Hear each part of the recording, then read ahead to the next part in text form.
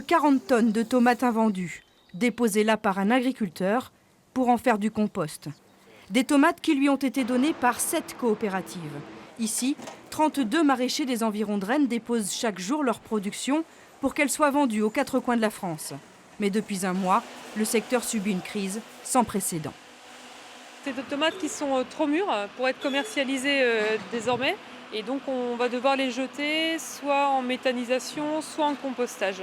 C'est beaucoup de tomates. C'est beaucoup de tomates, ça fait 3 semaines qu'on jette plus de 100 tonnes par semaine. En règle générale, ici on ne jette rien, on s'arrange pour que tout soit distribué.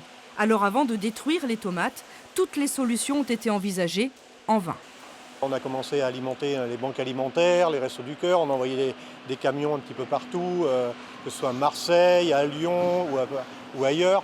Et aujourd'hui, même les banques alimentaires sont saturées et on est obligé de détruire de la marchandise qui va en méthanisation, en compostage, quoi. Donc ça, la situation est dramatique. 500 tonnes de tomates bretonnes détruites depuis le début du mois. Conséquence directe, les prix sont en chute libre. Ce maraîcher vend aujourd'hui sa production 30% seulement de son coût de revient, des prix bas et pourtant, les consommateurs n'achètent plus de tomates. Selon lui, la faute au prix trop élevé affiché dans la grande distribution. Le coefficient appliqué par la grande distribution est plutôt de l'ordre de 5 par rapport à ce qu'il devrait être à cette saison, 1,5 voire 2 maximum. Donc des prix à plus de 3 € en tomates grappes, il y a 2 semaines il y en avait encore, et nous étions payés 40 centimes. Autre raison à cette crise, la France importe beaucoup de tomates.